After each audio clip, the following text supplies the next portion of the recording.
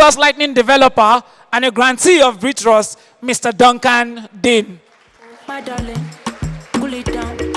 Or your blood to what? Bring it down. When you pull it down, you pull it all the way. Tell her when she pull it down to pull it all the way. Yeah. Good morning. Yes. Good morning, everyone.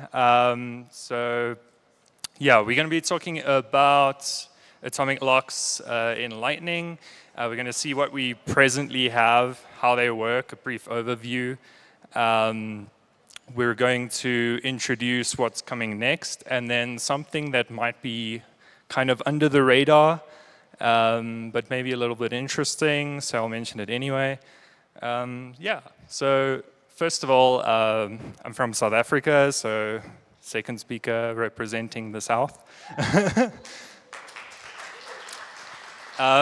Yeah, I'm a Btrust grantee, and for the past 3 years, I've been working on the Lightning network, the Lightning development kit, so in the Lightning network. And I'm, so funny story behind my handle, it's at Duncan's on most platforms. So I started with my name and then I just mashed the keys on the keyboard a bit to get the rest of it. But yeah, so my website is duncan.dev, and you can get, my blog there where I, the stuff that's public is not the million things in draft kind of thing. So, yeah, and apparently I like a lot of negative space. I think I was supposed to put something there, but yeah, it's gone now. So anyway, yeah, I already mentioned our goals, so I jumped ahead a bit. But yeah, so we're going to see, what's presently in Lightning, some of the drawbacks around atomic locks, so in payment routes, discussing PTLCs, so that's going to come up next, and different implementations. And then, yeah, the last one is a surprise. So, cool. So now we have hash time-locked contracts. You might see it in literature as hashed time-locked contracts. So I'll just call them HTLCs. Yeah, I don't have any fire backtrack for this talk, so it's just going to be some slides. Yeah, so quite intimidating, but I thought we could go through a bit of an exercise. So this is actually how the witness locking script looks for an offered HTLC output, so on a commitment transaction. So this is the case of if you have a local node publishing a commitment transaction, this is the locking script that you need to satisfy, with each of the branches.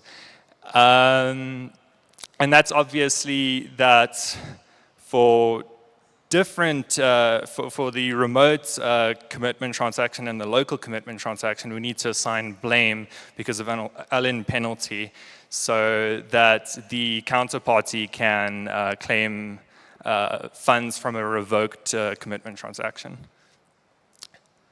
So yeah, what I've done is a stack machine in a PDF. So hopefully that goes well. We almost get a Stack Overflow at one point, but yeah. So as the exercise, we're going to actually go through the timeout path. So we are the local node, we've published the commitment transaction, and we now need to claim our funds back after timeout. So how this would work is our witness to actually spend this path is above in the red. So 0 remote HTLC sig, local HTLC sig, and then we've got an empty witness element. So that all gets pushed onto the stack, as you can see. So 0 up until the empty witness element. So here we come along and we duplicate that empty witness element. We take the hash 160 of that, it gets pushed onto the stack. Then we compare that to the hash to the hash 160 of the revocation pub key, and they're going to be different when we check it with op equal, so we get false here. So it looks kind of weird, like how you just start, what we've pushed onto the stack before, but it actually saves some space on chain. So, that equals less fees. In this case, we're paid to witness script hash, so we don't have like, funny taproot spending paths and can't save there. So we have to publish this whole script when spending. But yeah, so we know that, okay, so when we get to this, we're not in the op if because we were false, so we get into op else.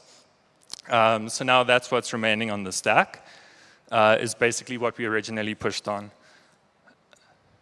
So we push on the remote HTLC pub key. Then we swap the top two stack elements. And then we calculate the stack size, the size of the empty witness element, which in this case is 0. We push 32 onto the stack, almost. Okay, we're right at the top of the stack here. And then op equal checks that 32 isn't equal to 0 the last time I checked, so that should be false, pushed onto the stack. And then again, it means that we're in the not if branch.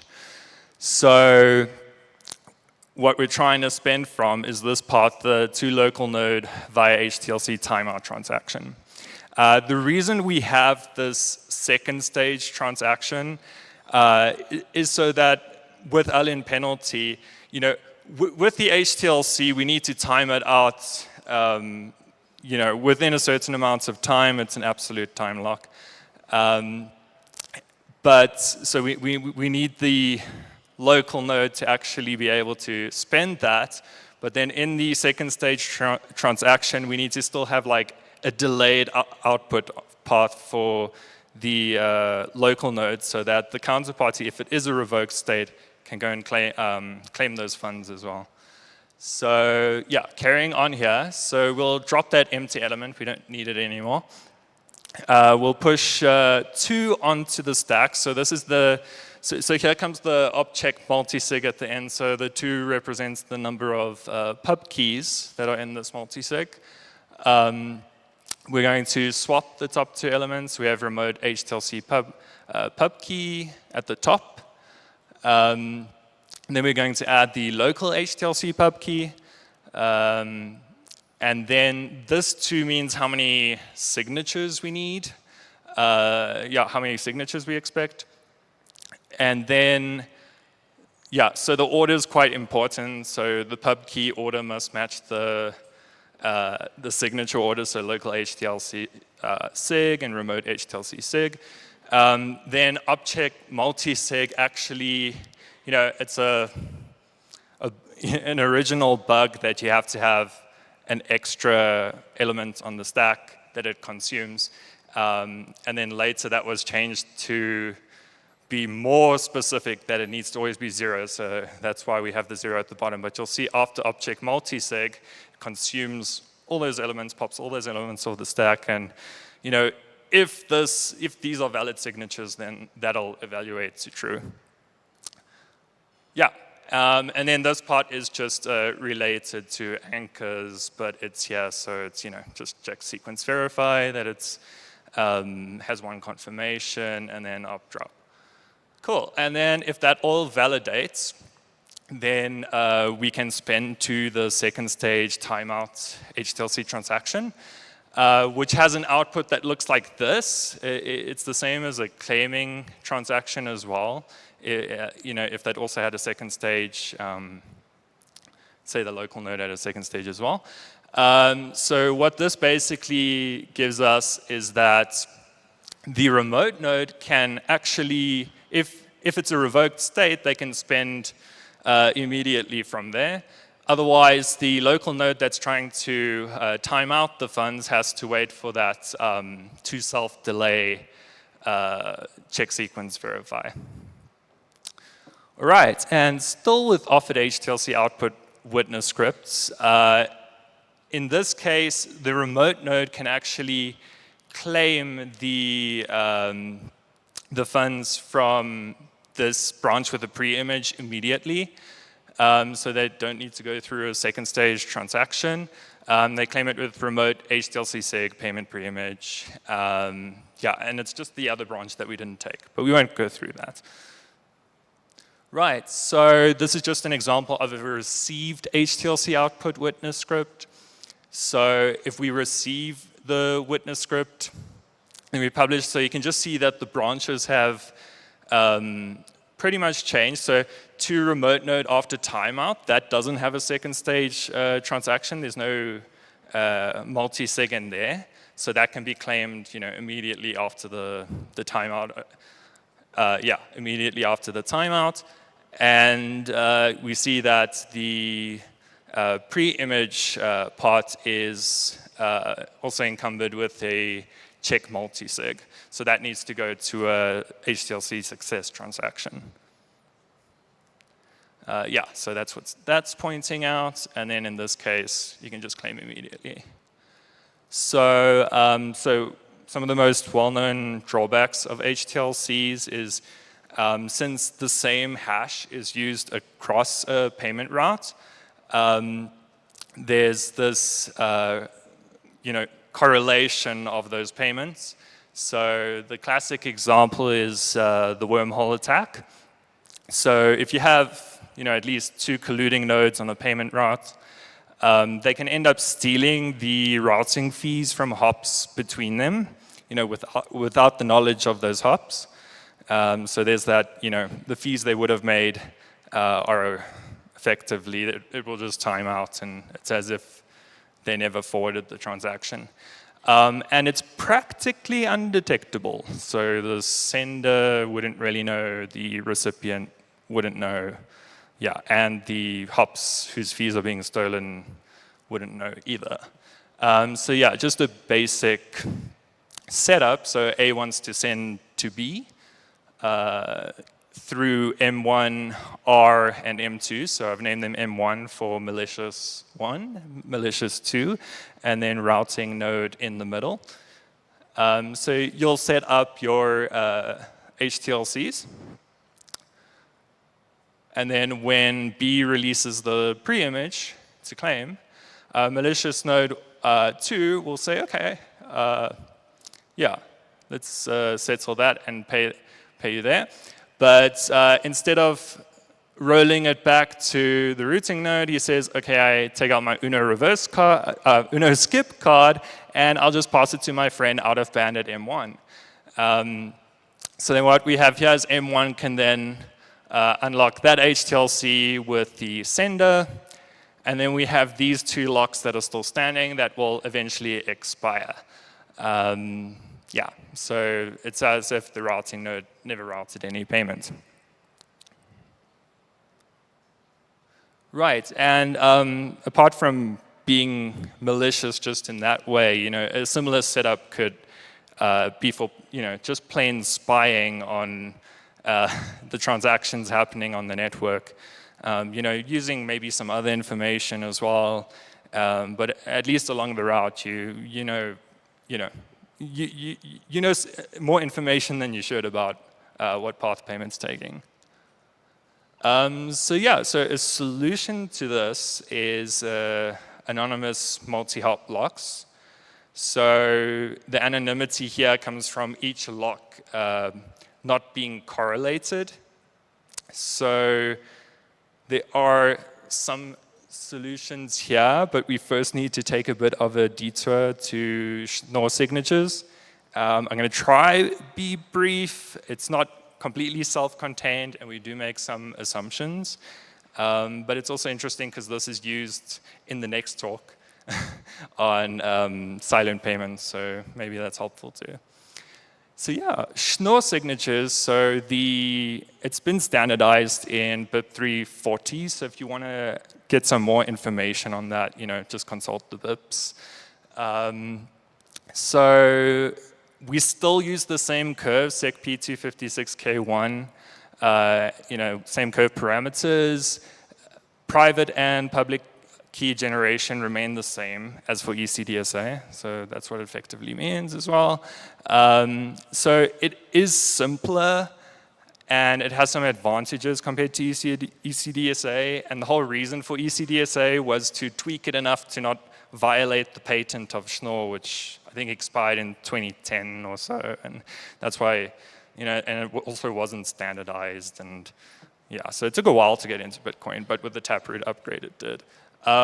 So some of the advantages, so it has a nice linearity property, for adding signatures. You can do some fun magic, but you got to be careful, to run into some slight gotchas. It has a nice provable security with stronger properties than ECDSA under weaker assumptions. So yeah, that's also nice to have. And by default, it's non-malleable by a third party. So at least in Bitcoin today, signature malleability, by adding the after SegWit, it's not so much of an issue anymore, but it's nice just to have it natively in the signature scheme. So brief overview of Schnorr signatures here. So I've used SK for secret key, that's your private key. Capital G, that's the generator point for, say, P256K1. So we use that to then generate public keys. So you just take your secret key multiplied by the generator point, or well, in this notation at least, where the group operation is addition. Then you'll get your public key out, and going in the reverse way, there's discrete log problems, so it's, a hard problem that we generally say is, not computationally possible. So, that's where the whole security comes from as well. For signing, okay, there's some cases where, depending on if the point you generate is, odd, you have to go and negate the scalar that you use. I've just assumed that everything works out here, but you can see BIP 340 for details. So K will be like a random nonce for signing. Capital R is your nonce point, so it's just the same as a public key.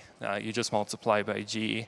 And then S is it's K plus a hash. You can read up about tagged hashes in BIP 340. But yeah, tagged hash of RPM.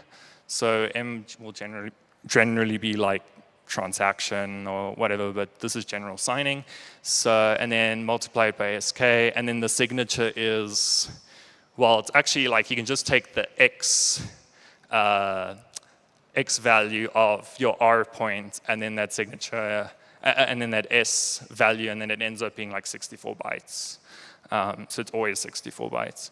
And then for verifying, you just check that, what you receive there, because you're receiving R and small s. You take small s, multiply by the generator point, and then you just check that equality holds to be satisfied. So that brings us into signature adapters. One of the magic things you can do with Schnorr. You can also do it with ECDSA, but it's a little harder. So for signature adapters, it's an instance of a scriptless script. So, using signatures to, avoid doing explicit script stuff on chain. So we commit to a hidden value. So it's also like creating a public key. So you just choose like a random small t, multiply it by the generator point. You get an adapter. Yeah, so your T is called your adapter secret, and then large T is called your adapter, so you can just think of it like secret key, public key again. And it's more private than hash locks. Okay, well, it's a little disclaimer, but we'll get to that. Because they look like regular signatures on chain. Right, so this is a very contrived example of using a signature adapter as a lock. We'll discuss why it's insecure. So B is the recipient, A is the sender again. So B generates the adapter using a randomly chosen adapter secret, and then sends that to A. So this would be through your invoice, or the normal way on Lightning, or yeah, so you'll scan the invoice, you'll get T. So A has T. And then what A does is, so A has a secret key, so secret SK sub A, and a nonce R sub A, and can generate the points corresponding to those, so public key, capital P, yeah, sub A. And then can basically generate this thing that almost looks like a signature, but not quite, because we're missing that scalar, that adapter secret, so to add onto the front. So this won't validate. You can see why. A eventually needs to learn, small t or whatever as well, in order to make this a valid signature. But then A sends this S prime, which is almost a signature, and the nonce point to B.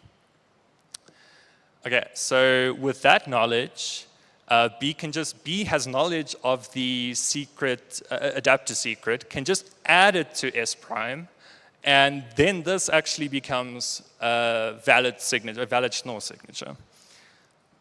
Right, you can verify it, okay, it's valid. So if A created a lock in this way that, S could create a signature that can spend correctly, it would be insecure because just by publishing that signature, A can go and compute small t, because if you just look at the top there, if you just put, so A knows S prime, so it would be, yeah, so S prime is equal to S minus t, and, oh no, yeah, exactly. S prime is equal to S minus t. So from that up there, you could just compute small t. So that's insecure. We need some form of multi-party signatures. We did see it before, kind of with the second stage HTLC transactions. Right. So for two-party contracts for Lightning, so there are two ways of doing signature adapters. We have single signer adapters, which will be, you'll have one signature, which is your local completed signature. So that first looks like that weird signature we had at the top here. And then after you add the small t, it becomes that completed signature.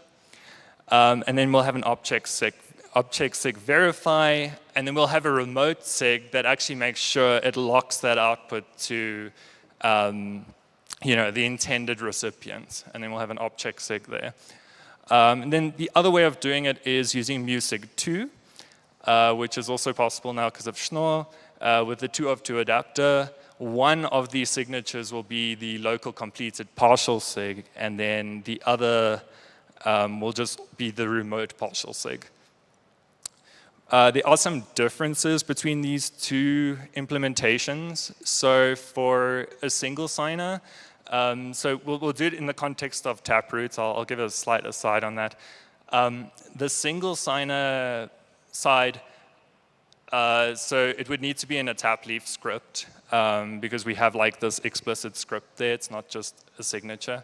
And on the musig2 implementation, you can use the key path of a Taproot output. And then the on-chain spend, so the single signer is more costly because it is, you're spending a tap leaf as well, so you got the control block and the rest of that. musig2 on the key path would be less costly. So the chain fingerprints, single signer, it does reveal the two parties, public keys as well. And it does reveal the actual construct. For musig2, it at least hides that. It looks like a plain single sig on-chain. But for interaction, actually, single signer saves about half a round trip time. And this is because in musig2, in the musig2 implementation, you need the remote partial sig before sending your local partial sig onwards. And that's to make sure that you can actually unlock if you're the local side.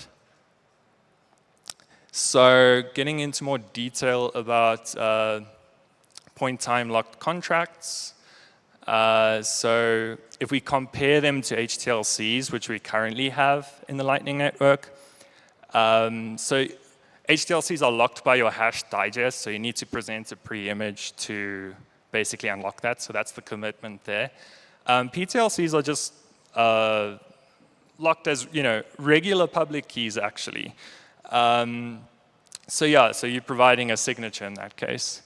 So route privacy, HTLCs, there's that correlation because it's the same hash digest as you go along. PTLCs are uncorrelated, as we'll see in a few slides, or the next slide. Chain fingerprints, HTLCs, I mean, I guess even with Taproot, it's, kind of obvious, like, how you need to unlock it. And PTLCs, it's non-obvious, but for the Music 2 case.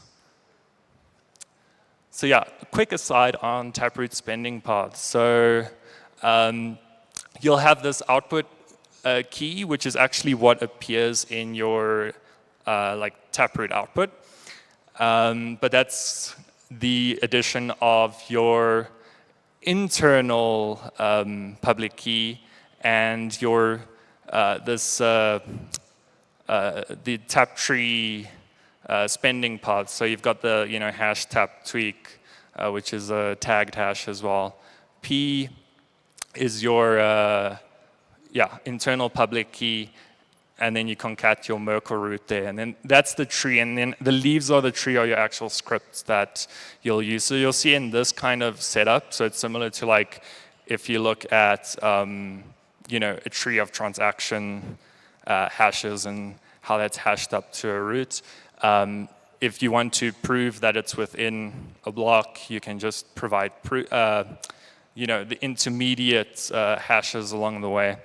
So it's similar to that when you're spending. You can prove that that script was part of that tree, and you don't need to reveal the rest. So everything in a separate tap leaf you only need to reveal one of them on chain.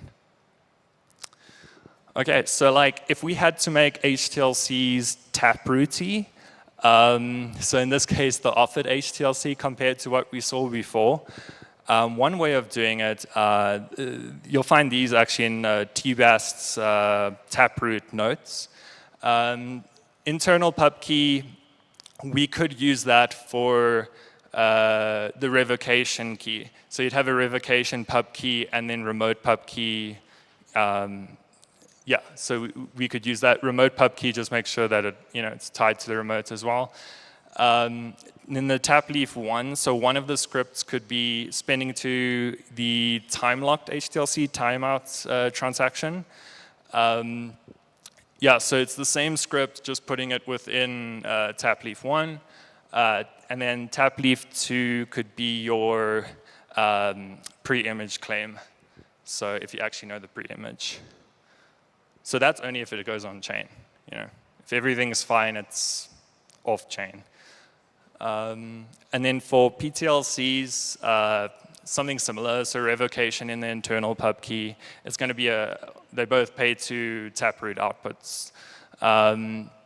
Tap leaf 1 would be now this, also like a time-locked transaction, so it looks pretty much exactly the same as for HTLC, but then we have the difference here for spending to a PTLC success transaction by revealing the local PTLC seg. Making payments with PTLCs. So similarly to HTLCs, we're sending some sort of commitment across, via an invoice, so it's out of band. We have D generating, so this would be like your adapter. So small z is a random scalar value multiplied by G. Then we send the point that it generates, we send it to A of the sender.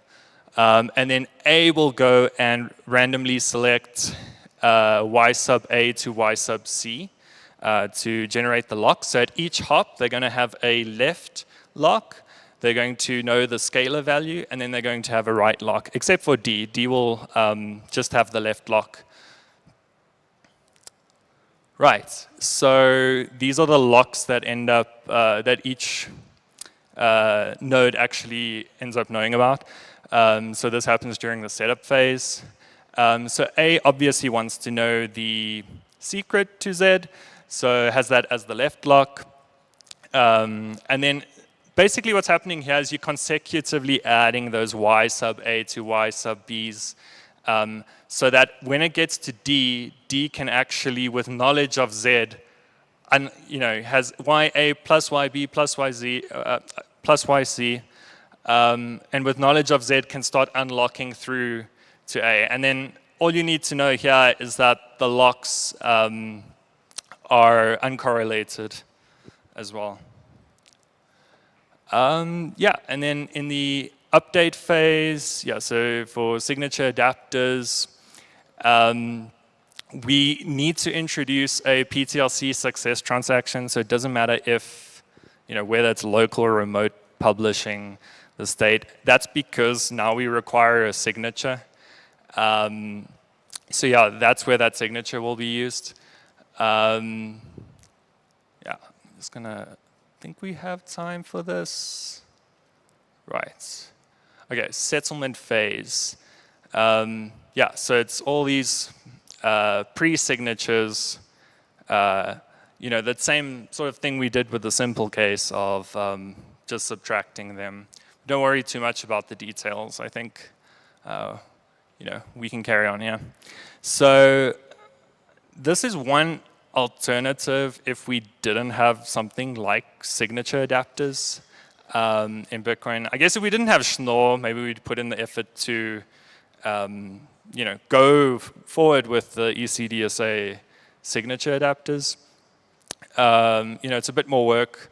There were also some proposals to do that in a way that, it is possible to mix them as well. So once you've, before Schnorr was introduced, we could have already had ECDSA signatures and then later made them still compatible, ECDSA adapters, and later still made them compatible with Schnorr-based adapters. But, there was a lot of work involved there, and it was just probably easier to just wait for Schnorr signatures. So this is, more of an aside, that something that could be possible in the future, but probably not worth the effort because it has a few drawbacks. So zero knowledge, anonymous multi-hop locks.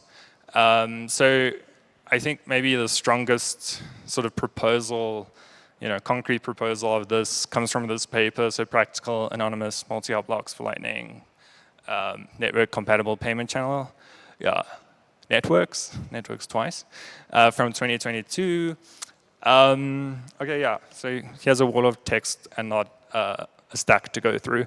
But so these actually use like non-interactive zero-knowledge proofs,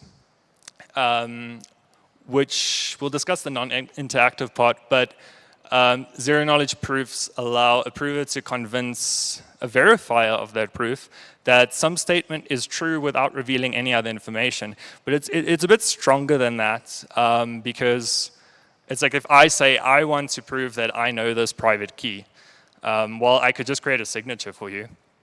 But then that signature itself is providing a little bit more information because it's saying it's something you can pass around that is kind of, you can convince anybody else that that person also has a private key with that signature. So a zero knowledge proof, the verifier can't actually go and convince a third party of, the truth of that actual proof. But yeah, it's just a side note. So with the non-interactivity part, you can save on round trip time, which is good for Lightning because you send that full onion ahead of time in the setup. For the setup phase. So that's pretty important for compatibility with Lightning. The locks are actually hash locks, but they have different pre-images. So this is where the proof comes in. So the different pre-images are generated by the pair iteratively for each hop. So they're also like referred to as partial keys, which they're sent to each hop in the route, and only the payee would know the full partial key. Now, this works differently, so it's more like a key send payment. So it's not locked by some commitment from the recipient.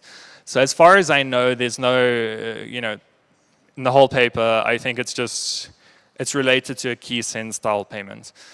Yeah, so the zero knowledge proof is actually required so that you can prove to each hop that if their right lock is unlocked, they'll be able to unlock their left lock without revealing what those pre-images are.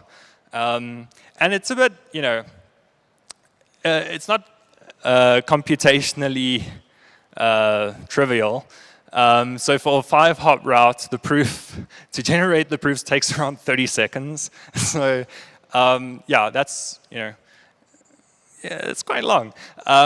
But one thing is you can do it ahead of time without knowing who you're paying, or you can generate a whole bunch of proofs and maybe a different different number of hops and that kind of thing. But it maybe not so practical as the paper suggests as well. But verification is at least fast. Yeah, as I said, they're key send style, if I understand correctly. So there's no out-of-band commitment from the payee before setting it up, which might be bad because, in PTLC context, like that adapter point, that small z, you can actually use as like a proof of payments.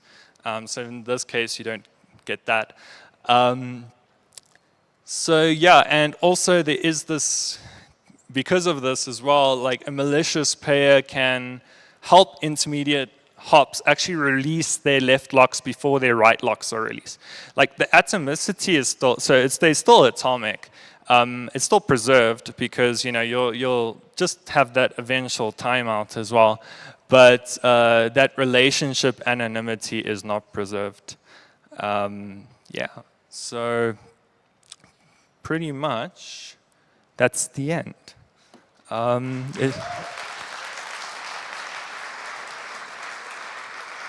Yeah, and then one thing I just wanted to mention is there will be, I meant to have the blog post up that was more self-contained, because unfortunately I couldn't self-contain everything in here, and but it should be more detailed.